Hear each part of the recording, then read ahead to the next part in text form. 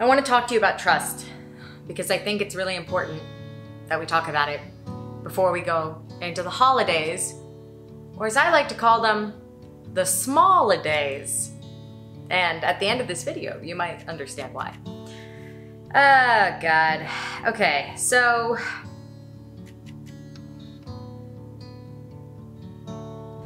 how do we know who to trust? It's crazy out here these days. It's just crazy out here, you know? There's everything that's going on with the political and global climate, and thus also revealing factors in our smaller social and relational climates. And trust is really a relational aspect. It's about relationship. And in Dune, they say, fear is the mind killer, which I didn't know was from Dune. I always in my head was like, fear is the mind killer. But I don't know, it'd been referenced so many times. I didn't know its point of origin. Turns out it's from Dune. Much like how fear is the mind killer, I want to share with you something I learned last year, which is that during family sessions while Ella was in treatment, during one of those sessions, they shared with me something that I think is so important and I really want to share with you.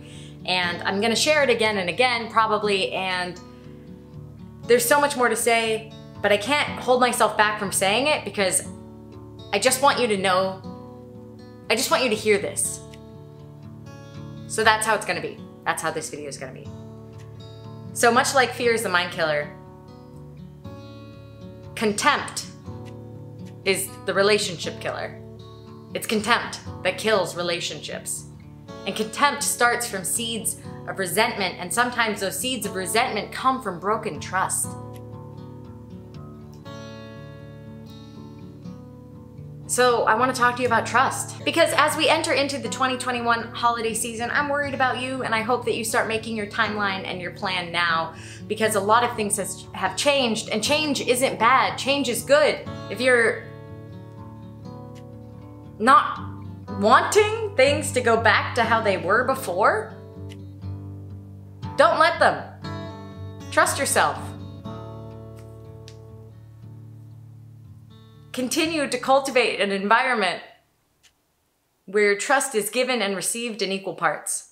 So, how do we know who to trust? Here's some things here's some tools I use. One of the ways I know who to trust is this checklist. And I wish it was as simple as a checklist, and it's not. But whatever, man. Here's a tiny checklist. Okay, so let's say we have a conflict with someone that we love and we want to rebuild trust with, or build more trust with, or elevate our current state of trust upwards with.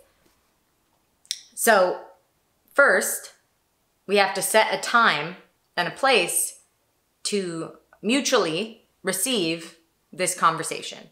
And maybe I won't talk about it in terms of like mutual benefit. Maybe I'll just talk about it in the singular, because you really can't control another person. So whatever, what the fuck. Okay, so first, and this process applies to you primarily.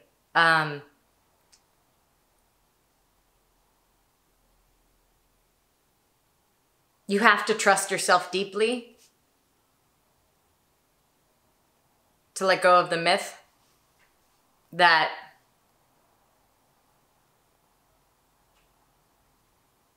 you're the problem. To build trust with another person, I think trusting yourself authentically helps. We spend a lot of time trying to lessen the hurt by internalizing its cause, aka, well, at the end of the day, shouldn't I be okay everywhere? That's a crazy thing to say, because that just totally dismisses the reality that there are some people who aren't worthy of your trust. So you get to choose who you trust and who you have in your circle of trust. And this is the way I determine that.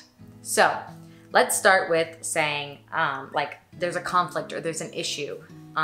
You have a need, and you need to voice this to someone in your trust circle because it's affecting your relationship. And as we remember, this kind of breaking of trust leads to resentment, leads to contempt. Contempt is the relationship killer. Hey, okay, stop. I don't know if I can make this conversation fun. Okay, so one of the first things I like to do is gauge, not even gauge. So the beginning of this practice is this practice, my approach, whatever this is, it's 3 R's. I've categorized it into 3 R's. One, the first R is receive. Are you able to receive your own needs? Are you able to receive that you have a need that you need to express? Are you able to receive that? That's a big beginning step. If you are, and you're like, oh man, I have accepted that I have this need. I have received that. I am no longer rejecting it. I have received it. The next step is to communicate it.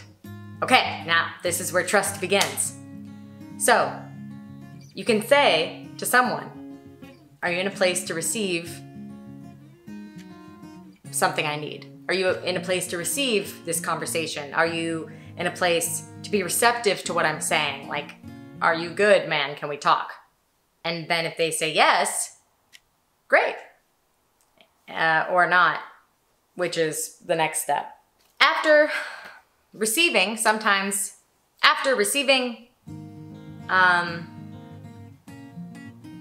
there's a period of reflection. And reflection I'm gonna use as a multifaceted term here. So both the reflection of their own ability to have proper communication and boundaries with you, aka how they respond to it. Either they're like, well, that sounds like a you problem. And then sorry, man, I don't know if this person's worthy of your trust.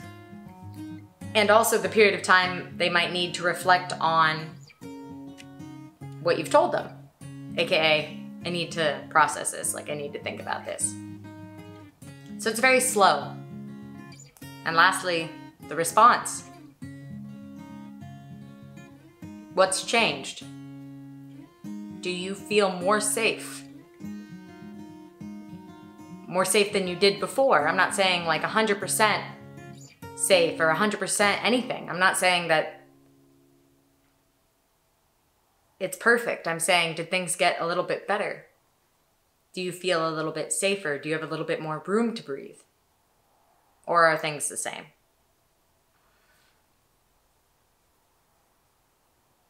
So I guess trying to answer the question, how do we know who to trust? You have to trust yourself first, and then honoring that self-trust might come at the cost of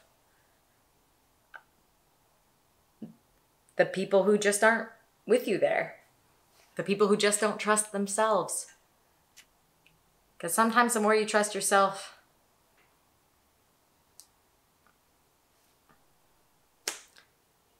the less you find other people who feel the same way. So going into the holidays, go slowly. Just go slowly. Go slowly. Everybody is recovering from last year. There's a lot that remains unresolved. There are a lot of promises. There are a lot of promises that are yet to be kept. Like, don't just go back to the way things were before. I also want to say this, which is that whatever it takes for the trust you give to be broken, like if you've given someone trust again and again and again, then in equal measure, I pray and I hope and I know that they should have earned that trust. So just, you can either watch this whole video or not, but this is what I need you to know. For as many times as you trust someone again, and again and again and again, it has to be equal to the times they've shown you that they've earned it by validating the things you've asked for. Receive, reflect, respond. For me, after having learned how to receive my needs, reflect upon them, and respond to myself, I surround myself in the company of those who can do the same. How do I know who to trust? Can you receive my needs? Are you reflecting them? And what will your response be?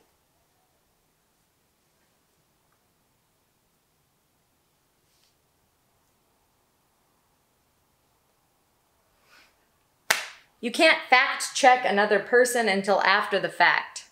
I think this means,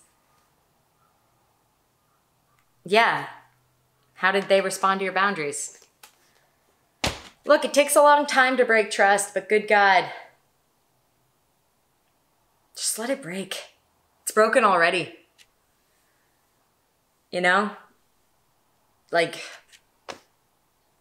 you know what it's like to pick up a ceramic pot that fell on the ground and its edges are all jagged and your fingertips are getting cut and you're like, oh my God, I know it seems like such a small cut, but it's on the tip of my finger, man.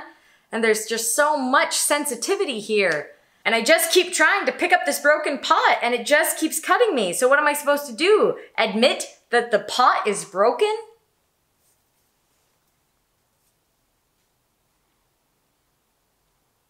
So I hope you like to carry all these thoughts into your holiday season. Thanks so much for watching.